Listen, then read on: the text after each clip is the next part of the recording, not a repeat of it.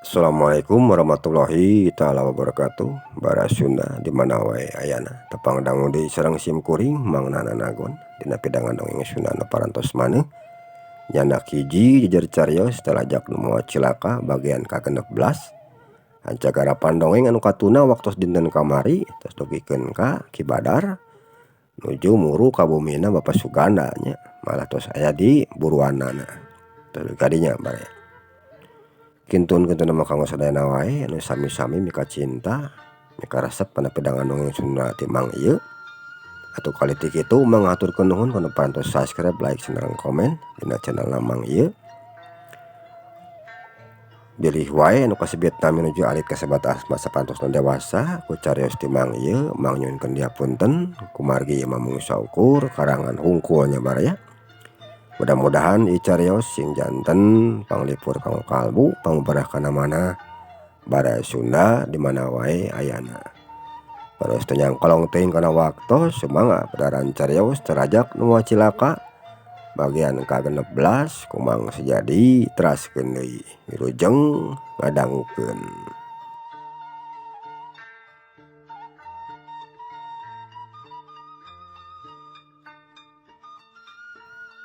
Geus kitu Ki Badar mareman heula mesinna. Jerut Ki Badar turun tina mobil tuluy luak liuk heula kituna teh. Sabab bisi salah cenah imahna.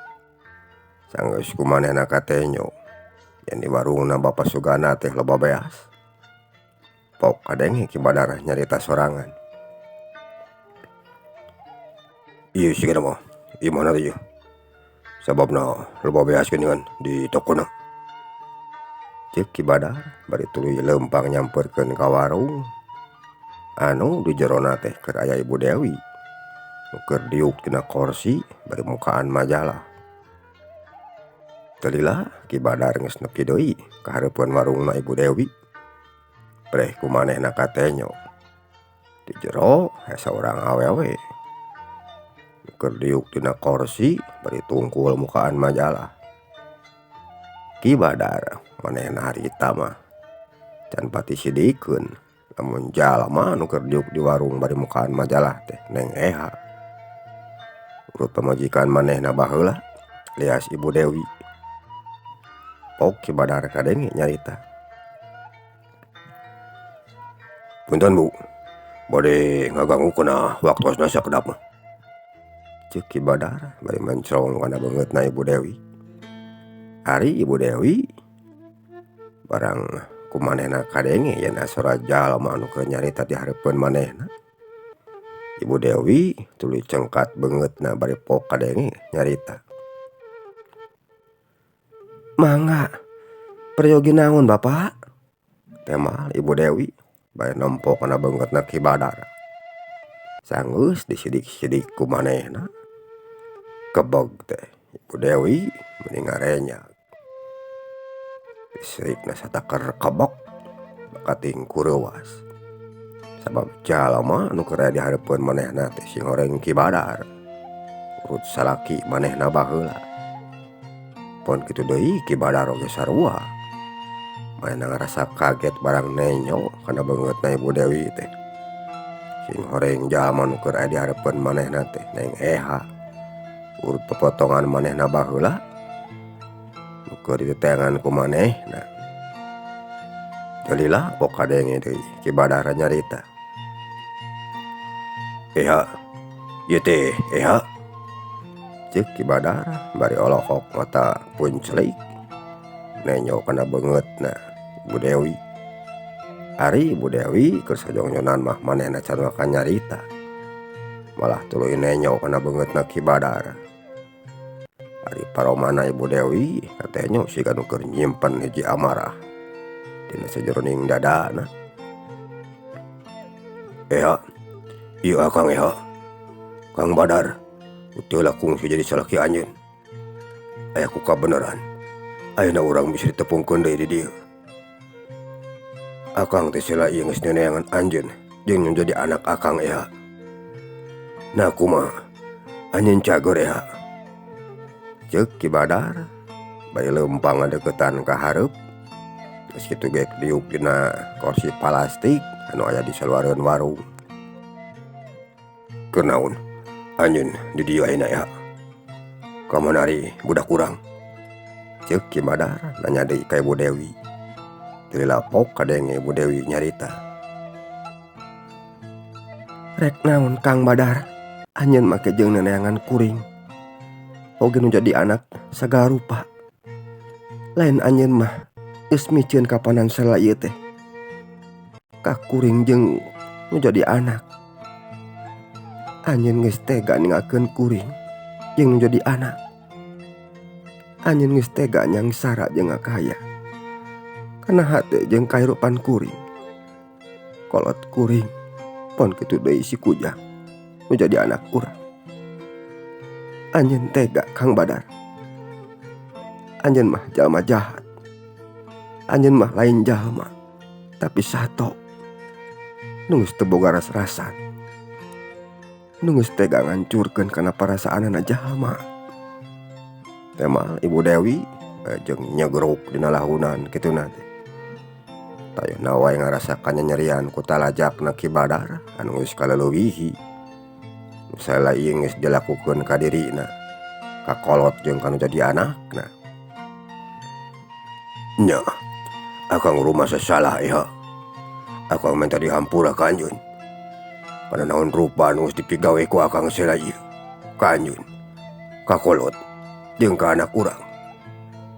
Ayeuna akang geus sadar kana naon rupa anu geus dipigawe ku akang ka anjeun salela ieu. Ku kituna salela ieu akang neneangan anjeun jeung jadi anak. Eueuh deui ya. Lintang teh hayang nebus kana sakabeh kasalahan jeung dosa akang salela ieu. Ku kituna hampura akang ya. Hampura sakali deui. Pek bae cek babasaanna mah. Sanajan ayeuna akang ku anjeun rek disiksik, dikunyit-kunyit, dicacak, diwalang-walang. Rek dibuang tinggi oge. Keur akang baris narima. Atoh we nu aya keur akang mah. Artina akang geus bisa nebus kana sakabeh kasalahan nu geus dipigawe ku akang salela ieu.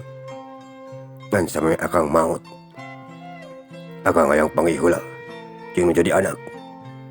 Nah di mana ayeuna? Jeung nah aya keneh atawa henteu eta budak urang teh nyai? Ceuk Ki Badar bari nenyo kana beungeutna Ibu Dewi. Kasalahan anjeun ka kuring salela ieu ku kuring dihampura Kang Badar. Keur meureunna mata kitu oge geus jadi jalan carita hirup kuring kudu kieu. Geus jadi titik tulis kuring canggeu bagja awakna. Tapi kasalahan anjeun kana jadi anak kacida gedena. Kuring anu ngarasa nyarina mah Kang Badar. Kuring nu jadi indungna nu geus ngakandung 8 bulan.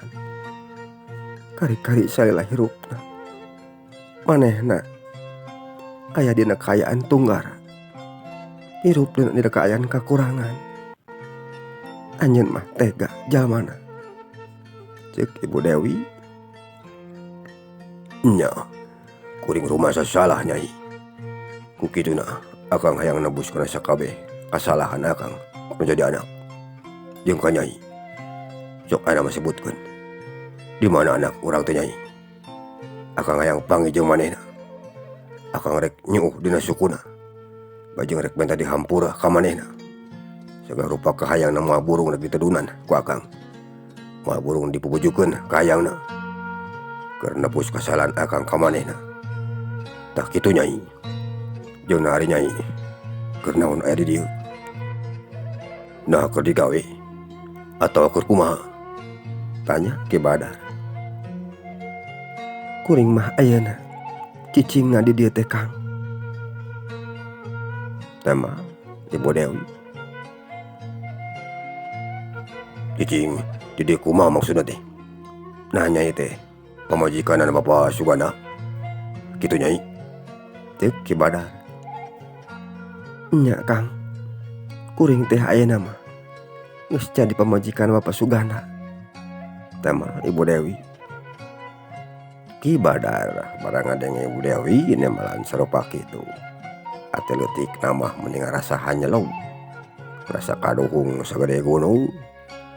Nah cenah baheula beuti tinggalkeun ku manehna.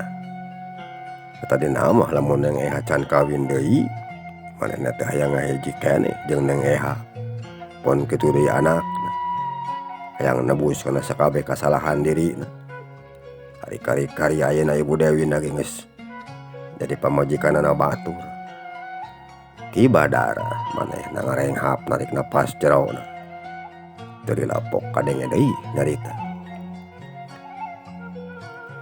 Kutan ayeuna mah nyai teh geus jadi pamajikanna Papa Sugana nya. Ceuk Ki Badar.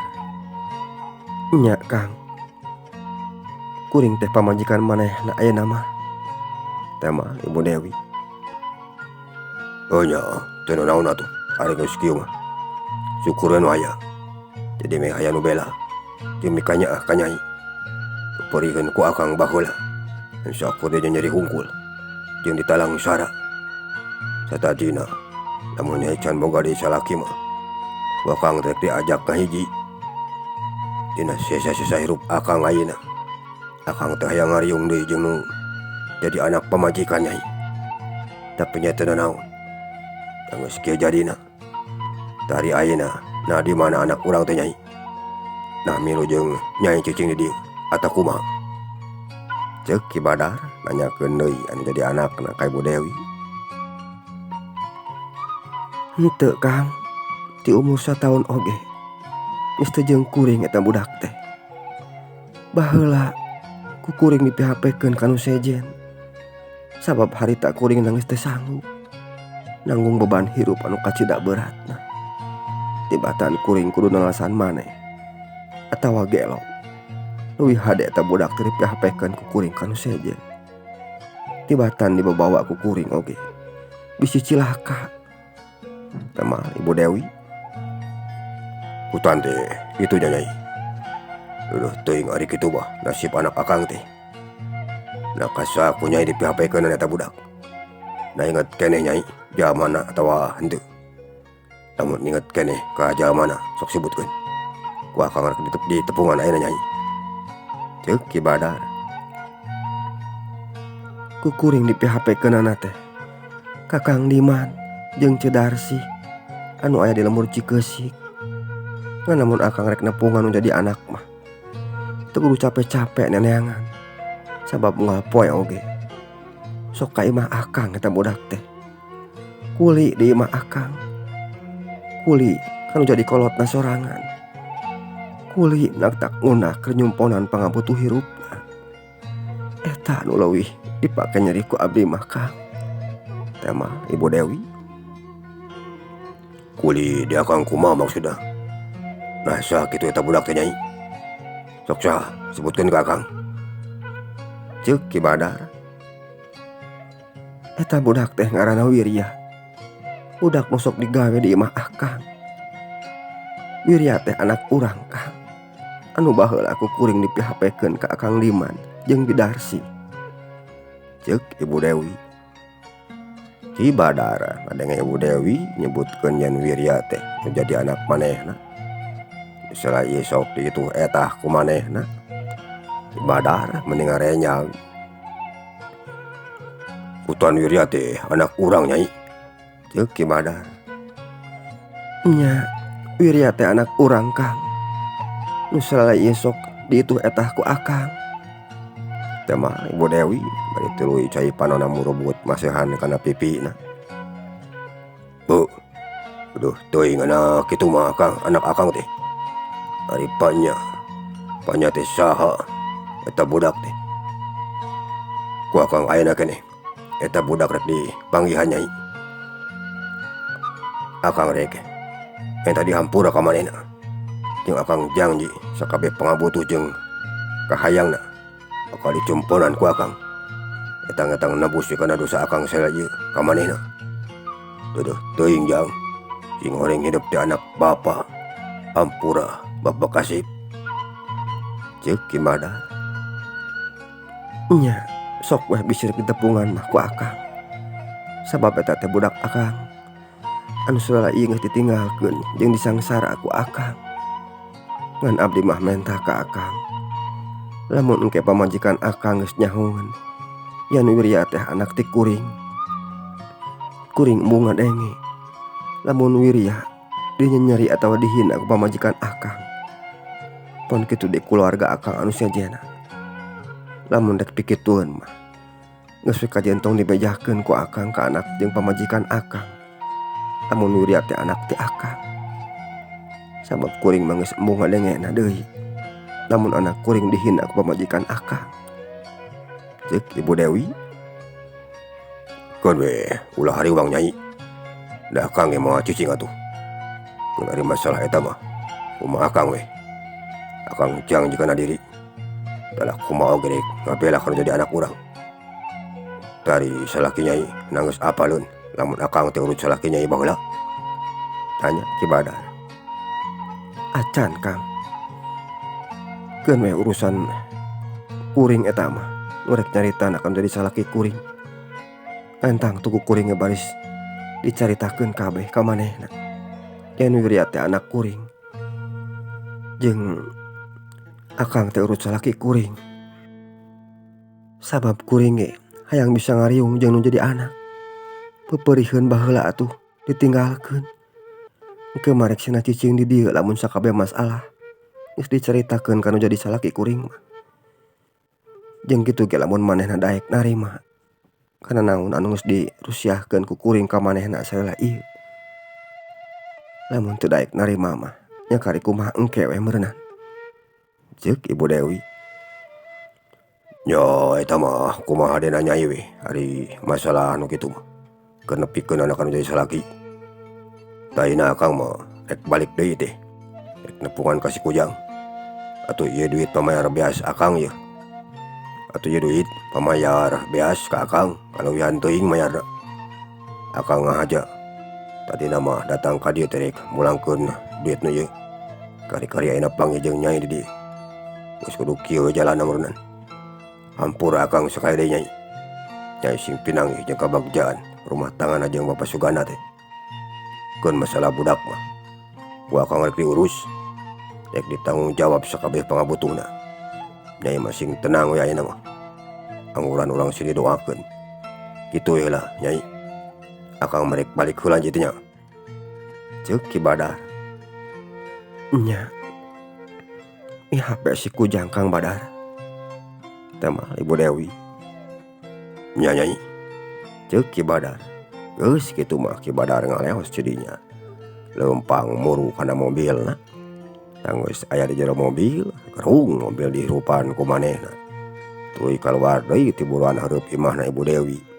Laju muru ngidul. Teu lila leok mengkol ka katuhu. Nyemprung di jalan aspal rek muru deui ka lamur Cibentang. Mobil kol buntung nu keur diseceran ku Ki Badar teh sirikeun dilumpatkeun ku manehna meuni tarik sabab hayang buru nepi cenah ka imahna. Teu kacatur lilana di jalan, mobil nu keur dibawa ku Ki Badar geus anjog deui ka buruan hareup imahna. Malah maka tenyo Ki Badar geus turun tina mobil, tuluy leumpang asup ka ngona. Sanggeus aya di jero ngon, Ki Badar nyokot heula duit anu diwadahan kana peti beusi. Geus kitu nyokot sababaraha gepok, bus diasupkeun kana kantongna. Tuluy kaluar deui ti ngon. Kok pasangrok jeung nu jadi pamajikanana. "Bade teras ka mana Bapana?" ceuk Ibu Suratmi. "Bapa teh rek aya perlu heula sakeudeuk ka Jang Wirya," tema Ki Badar. "Naha tara-tara ti sasarina? Kapanan biasana geus sok ngantosan enjing pami aya perlu ka Jang Wirya mah?" ceuk Ibu Suratmi. "Nya Ibuna. An ieu mah aya penting heula Bapana. Engke we balik ti ditu ku Bapa dongengkeun ka Ibuna," tema Ki Badar. Bari kurang kiru kitu nanti. Lempang deui kaluar nyamperkeun kana mobilna. Sanggeus aya dina jero mobil, gerung mobil dihirupan deui ku Ki Badar. Tuluy kaluar ti buruan hareup imahna. Geus kitu leok mengkol ka katuhu laju ngaler. Sanggeus mangi jalan cagak mobil mengkol kakatuhu teu lila leok mengkol deui ka kenca rek tuluy muru kalamur Cikeusik. Cag urang tunda Ki Badar nu keur ngajugjug kalamur Cikeusik baraya.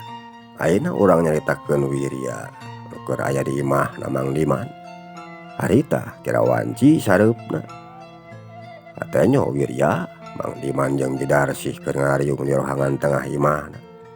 Beda riuk dina jojodog. Teu lila ti harita pok kadenge sora Wirya nu nyarita ka Mang Diman. Pak, abdi teh bade aya nu dugikeun ka Bapa, ceuk Wirya. Nah, rek aya nu ditepikeun naon Jang ka Bapa teh? Sok we caritakeun. Teh moal Mang Diman. Kieu Pak, salami ieu teh abdi tos lumayan lami ngajalin papacangan sareng Neng Halimah, putrana Haji Udin.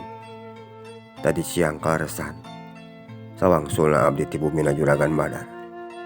Abdi nyimpang heula ka bumina Haji Udin. Nya karesan Neng Halimah sareng Pak Haji Udin oge nuju araya. Malah si Omon sareng si Ojon ge ngariring ka ditu. Cariosna mah abdi teh tos ditale ku Pak Haji Udin apa? Nah bade leres-leres atanapi moal saurna kana janten putrana teh. Nya ku abdi diwalar bade. Teras anyana nyarios saurna bade sumping ka dieu. Bade badanten sareng Bapa panginten. Tah kitu Pak. Ceuk Wirya. Mang Diman kesanjongjonan mangahuleng. Sabab teu nyangka cenah Wirya boga papacangan ka jalma anak jelema beunghar. Nyatana ka Neng Halimah anakna Haji Udin. Nu dihariwangkeun ku Mang Diman mah eueuh deui. Sok sieun we cenah Haji Udin jeung jadi pamajikanana teh teu doaeun. Jeung sok sieun cenah jadi tuluy ngahina. Itu nya Jang. Nya teu naon ari keur Bapa mah. Lamun nya teh mah Haji Udin arek ka dieu. Ngana kira-kirana doaeun atawa henteu Haji Udin kahidep? Ceuk Mang Diman. Alhamdulillah pami tadi manyariosna ka abdi. Anjeunna teh tos doaeun ka abdi Pak. Sama Wirya. Nya syukur we harinya mah doaeun Jang. Sabab lain kuna naon kapanan ai urang mah batan sakieu kanyataanana. Di keueuh ragap teu aya teh lain syukur babasaan. Emang sakieu buktina. Tah meunaan engke Haji Udin datang ka dieuna teh. Lain ngan syukur rek panggih jeung bap naon lain syukur rek panggih hungkul jeung Bapa. Tapi tangtuna oge rek nanyakeun nah iraha meunaan boga niatna ujang rek mihukum ka Neng Halimahna teh.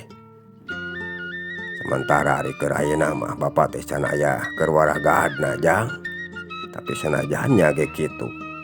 Ai hidupna geus boga niat kitu mah. Meunaan nya Bapa ge rek lalahan we neangan ka itu ka dieu. Sangkan paniatan hidup teh laksana. Tah kitu ku Jang. Ceuk Mang Diman. Nuhun Pak. Tangtos ari kana kitu mah nanging Bapa kali emak teu kedah hawatos kanggo waragadna mah. Sakedikna abdi ge gaduh pamisi simpenan mah Pak. Tos we emak sareng Bapa mah teu kedah ngiring ngemutan. Kumargi tos aya di abdina Pak. Ceuk Wirya. Nya syukur we ari saeutik gedena di hidupna geus aya mah Jang.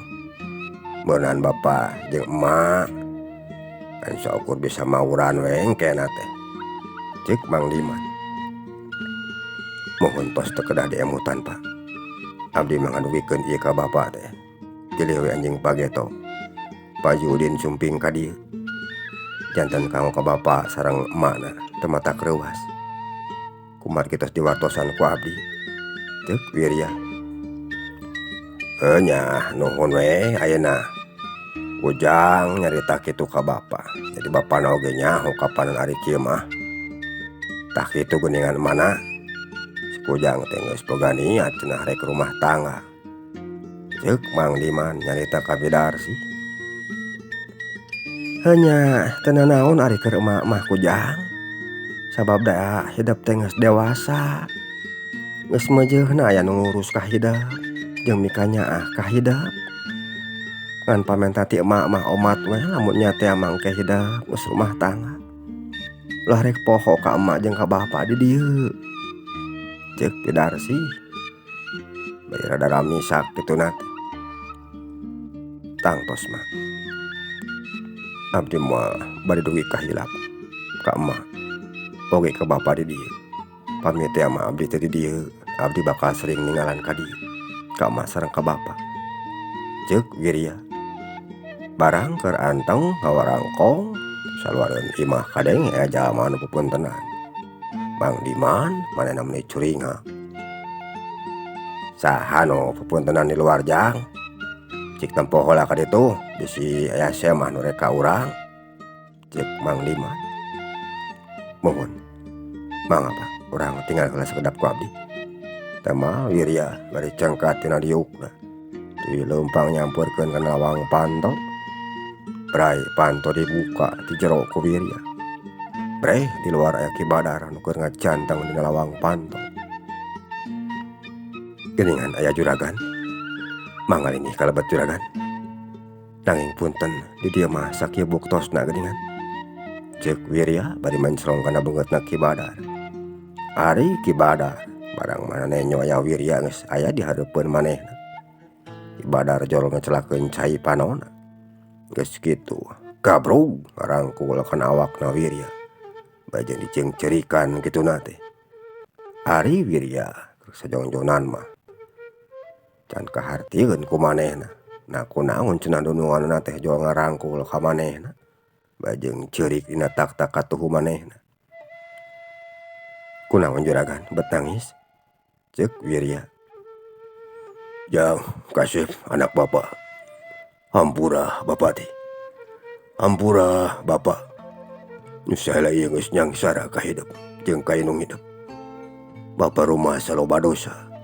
Jeung geus nyieun kasalahan anu kacida gedena ka hidup jeung nu jadi inung hidup. Hampura bapa. Teu nyaho lamun saela ieu anu geus digawe di bapa teh cing urang anak bapa sorangan. Anu ku bapa keur diteteangan saela ieu. Jang. Ieu teh bapa hidup Kasep. Bapa hidup. Ceuk Ki Badar bari tuluy nangkep kana awakna Wirya. Teh sakedap juragan, abdi mah teu acan ngartos ieu teh. Urang kalebet heula atuh supados raos nyariosna. Teu moal Wirya. Nya, aya jang. Ceuk Ki Badar. Geus kitu Ki Badar ngaleupaskeun heula rangkulanana, tuluy asup ka jero. Ari Mang Diman jeung Darsi anu kitu tadi geus nyaho kana eta kajadian. Sanggeus Ki Badar asup ka jero pok Mang Diman kadenge nyarita. Aturan juragan, nuhun tos keur sararumpahkeun ka saungna sim kuring sun. Ceuk Mang Diman.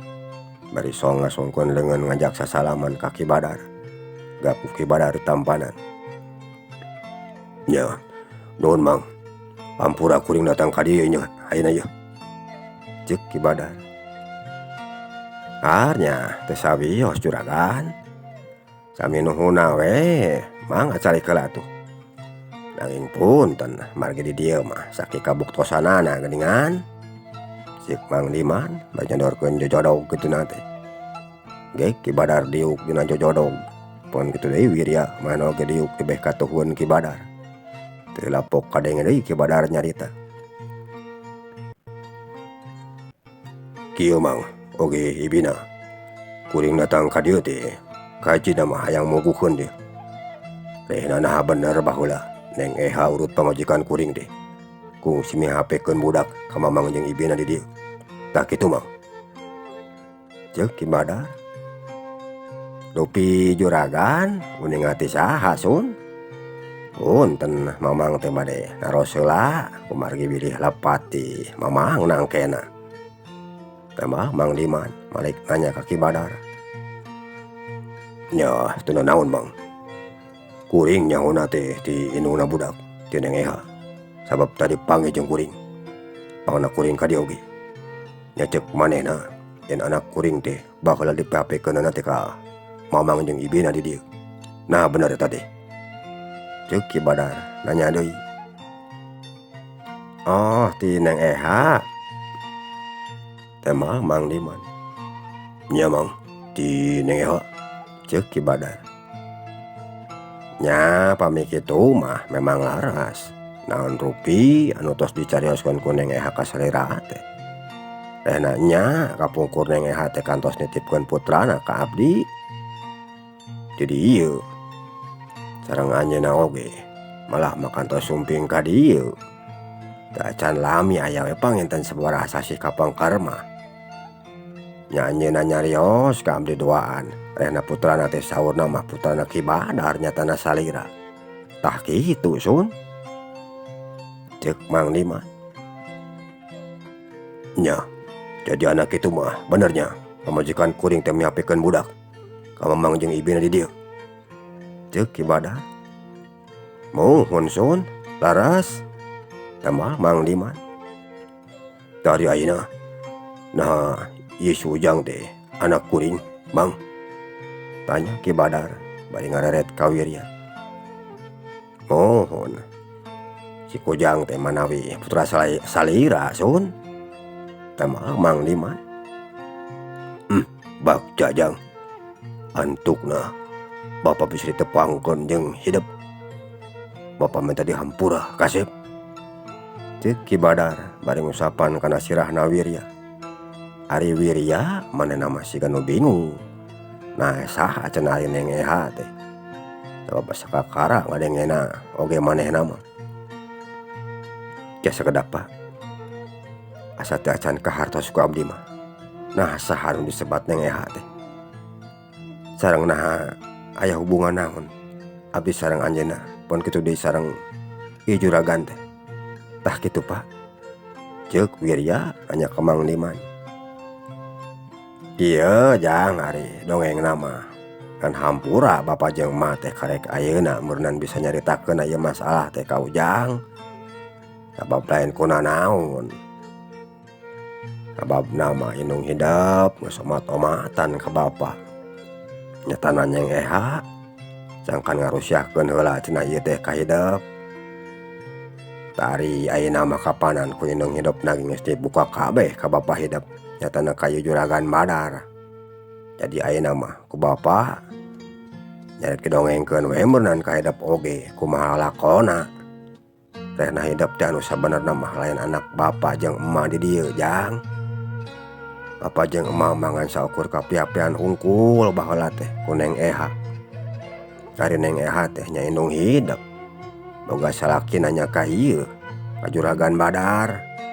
Boga budak hiji nyatana hidep. Kan ku sabab harita mah Neng Eha pepegatan jeung bapa hidep. Nya hidep dibawa ku indung hidep. Tuluy dipihapekeun ka bapa di dieu jeung ka emak.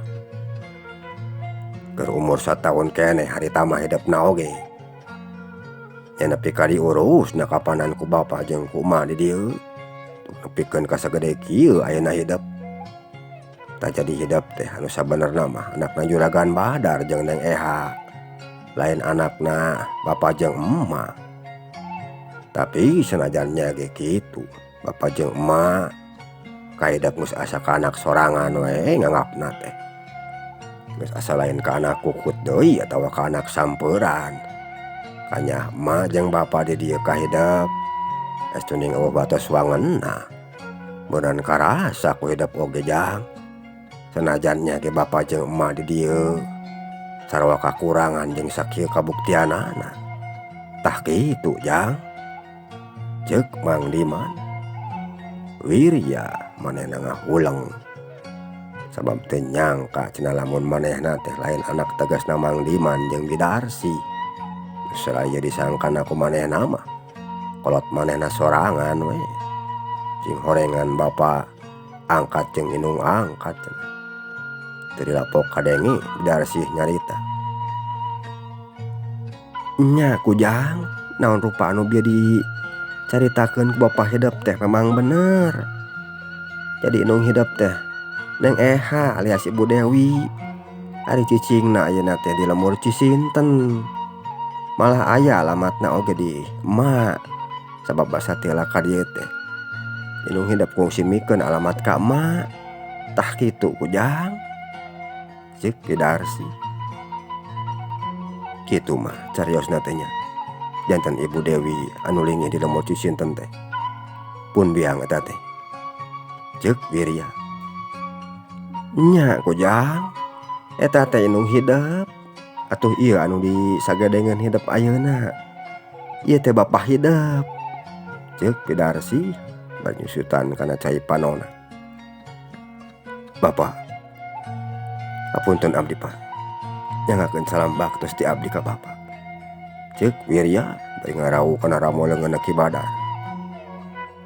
Nya jang katarima bakti hidep ka Bapak. Bapak ge minta dihampuranya sakali deui ka ujang nu salaya geus ninggalkeun hidep jeung nyangsara ka hidep. Hampura Bapak teh jang taina mah hidep ulah rek asa-asa ka Bapak. Lamun hidep boga pangabutuh atau boga kahayang sok nyarita ka Bapak. Ku Bapak mah burung dicumponan sakabeh kayang ujang etang-etang nebus kana kasalahan Bapak sela ieu ka hidep. Mang nah aya kasusah naon tawa sugan boga paniatan naon tah anak kuring sok bejakeun ka kuring ceuk Ki Badar nanya ka Mang Diman. Ari neme mah nuju ngawarangkong sareng sim kuring teh nya gaduh pamaksadan saur nama oyong laki rabi malah tos ditalek anu janten sepuh istina oge sareng mereka dieu saur nama sepuhna teh mung duka ari irah-irahanna mah kadieuna teh teh Mang Diman. Kutan teh geus boga bebene anak kuring teh. Oh nya syukur we. Ka urang mana jeung anak saha budakna Mang? Tanya Ki Badar. Ari nyariosna mah ka putrana Haji Udin anu dipalikuloneun ieu lemur anu bobina teh pas ceep tanyakan pisan geuningan palih kencaeun jalan ceuk Mang Diman. Oh anakna Haji Udin nya apal kuring ya tuh hari eta mah geuningan lain kanu jauh nanya eta teh jang hidep boga rancana kitu ceuk Ki Badar nyarita ka Wirya. Mohon Pak teh mah Wirya.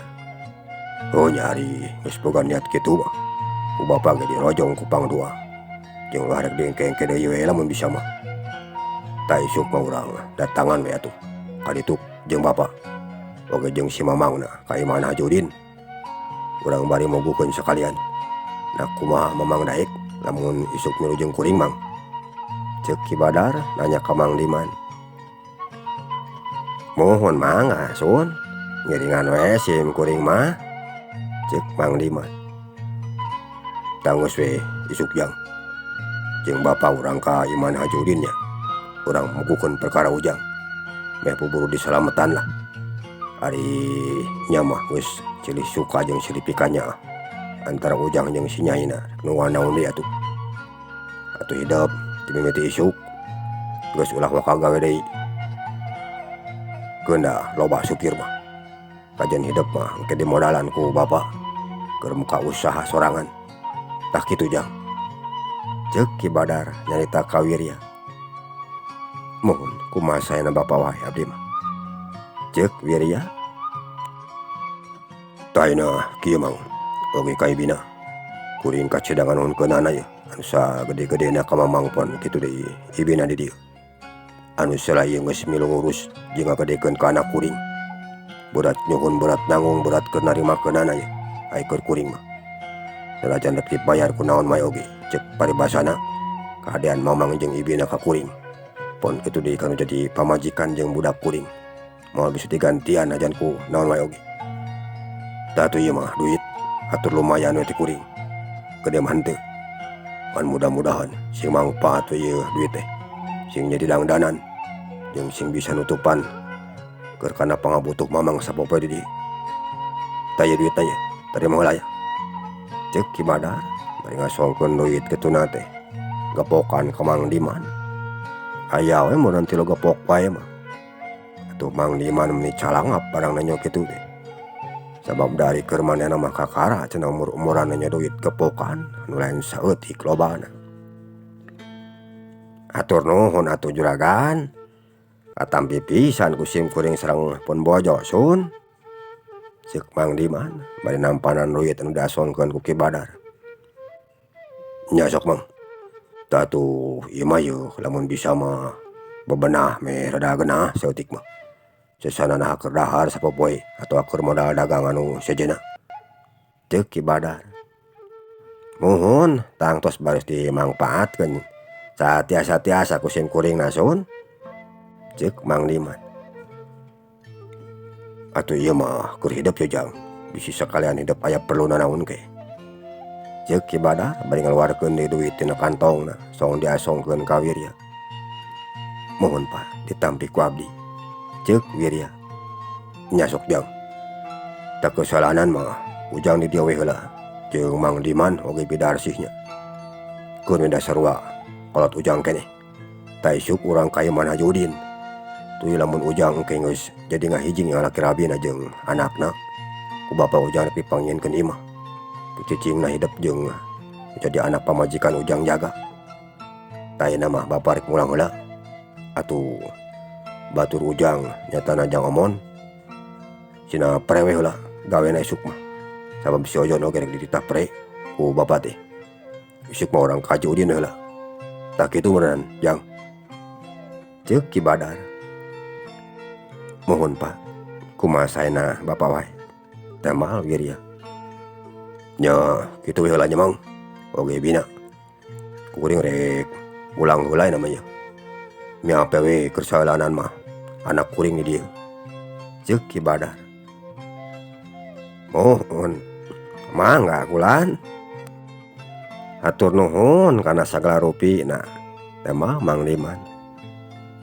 Nya sami-sami Mang. Ceuk Ki Badar.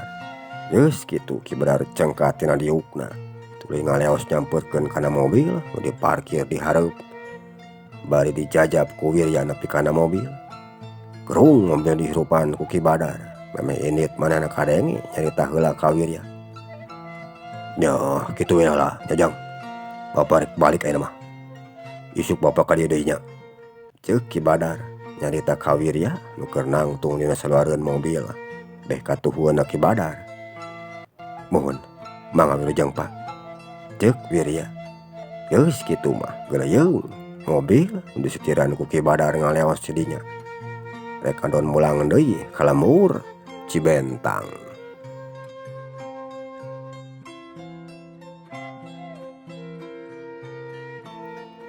Bara Sunda musakila hanca garapan dongeng dina jajar carios talajak mawa cilaka bagian ka-16. Insyaallah bagian anu ka-17 na menawi bareng kumang sejadi lajengkeun deui dina dinten anu saterasna. Mangaturkeun nuhun kana sagarupi perhatosanana nyungkeun diapunten bilih wae sieu kakirangan. Mang saja pamit kasadayana. Wilujeng kantun per Mio.